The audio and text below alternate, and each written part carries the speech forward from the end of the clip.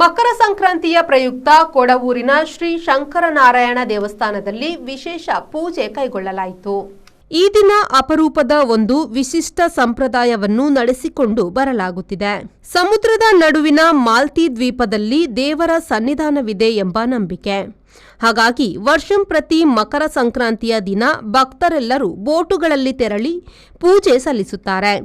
ಇದೇ ವೇಳೆ ಸಮುದ್ರಕ್ಕೂ ಪೂಜೆಯನ್ನು ಸಲ್ಲಿಸುವ ಮೂಲಕ ಮತ್ಸ್ಯ ಸಂಪತ್ತು ಹೇರಳವಾಗಿ ಸಿಗಲಿ ಎಂದು ಪ್ರಾರ್ಥಿಸಲಾಗುತ್ತದೆ. ನಡುದ್ವೀಪದಲ್ಲಿ ನಡೆಯುವ ಅಪರೂಪದ ಸಂಪ್ರದಾಯದಲ್ಲಿ ಸ್ಥಳೀಯ ಭಕ್ತರು ಹಾಗೂ ಮೀನುಗಾರರು ಭಾಗವಹಿಸುತ್ತಾರೆ. ಸಮುದ್ರ ಮಾರ್ಗವಾಗಿ ತೆರಳಿ ನಡೆಸಿ ಬರುವ ಈ ಪೂಜೆ ವಿಶಿಷ್ಟ ಅನುಭವ ನೀಡುತ್ತದೆ. ಆರೋಢ ಪ್ರಶ್ನೆಯಲ್ಲಿ ಮಾಲ್ತಿ ದ್ವೀಪದ ಒಳಗೆ ದೇವರ ಸನ್ನಿಧಾನವಿರುವುದು ಪತ್ತೆಯಾದ ನಂತರ ಈ ಸಂಪ್ರದಾಯವನ್ನು ಪಾಲಿಸಿಕೊಂಡು ಬರಲಾಗುತ್ತಿದೆ.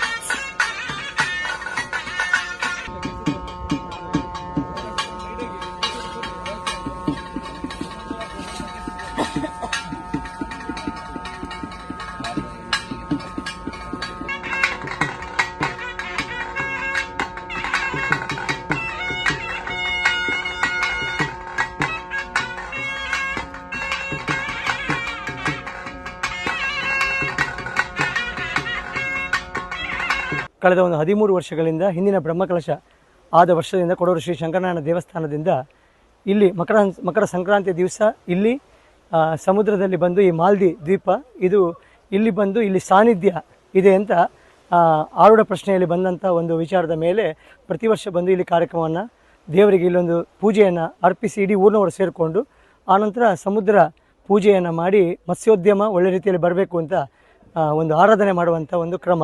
ಅದು ಮಕರ ಸಂಕ್ರಾಂತಿ ದಿವಸ ಮಾತ್ರ ಇಲ್ಲಿ ಅದು ನಡೀತದೆ. ಬೇರೆ ಯಾವ ಸಮಯದಲ್ಲೂ ಇಲ್ಲಿ ಬರಲಿಕ್ಕೆ ಅವಕಾಶವೂ ಕೂಡ ಇಲ್ಲ. ಹಾಗಾಗಿ ಇಲ್ಲಿ ಬರುವ ದಾರಿ ಕೂಡ ಸುಗಮ ಆಗಿರೋದಿಲ್ಲ. ಅದನ್ನೆಲ್ಲ ಭಕ್ತರು ಸೇರಿಕೊಂಡು ಆ ಜಾಗವನ್ನು ಬರಲಿಕ್ಕೆ, ಆ ಸನ್ನಿಧಾನಕ್ಕೆ ಬರಲಿಕ್ಕೆ ಆ ಜಾಗವನ್ನು ಮಾಡಿಕೊಂಡು ಬಂದು ಈ ಪೂಜೆಯನ್ನು ನೆರವೇರಿಸುವುದು ಒಂದು ಸಂಪ್ರದಾಯ ಆಗಿ ಬಂದಿದೆ ಇತ್ತೀಚೆಗೆ 13 ವರ್ಷಗಳಿಂದ. ಆ ಪ್ರಕಾರ ಈ ವರ್ಷವೂ ಕೂಡ ಈ ಮಕರ ಸಂಕ್ರಾಂತಿಯ ವಿಶೇಷ ದಿವಸದಂದು ಇಲ್ಲಿಗೆ ಬಂದು ದೇವರದ ಎಲ್ಲ ಭಕ್ತರು ಸೇರಿಕೊಂಡು ಬಂದು, ಅರ್ಚಕರು ಬಂದು ಸೇರಿಕೊಂಡು ಇವತ್ತು ಇಲ್ಲಿ ಪೂಜೆ ಸಂಪನ್ನಗೊಂಡಿದೆ. ಹಾಗಾಗಿ ಭಾಗವಹಿಸಿದ ಎಲ್ಲ ಭಕ್ತಾಭಿಮಾನಿಗಳಿಗೆ ದೇವರದ ಪರವಾಗಿ, ಗ್ರಾಮದ ಪರವಾಗಿ ಹೃತ್ಪೂರ್ವಕವಾದಂತಹ ಧನ್ಯವಾದವನ್ನು ಅರ್ಪಿಸ್ತೇವೆ. Sreejith V4 news Udupi.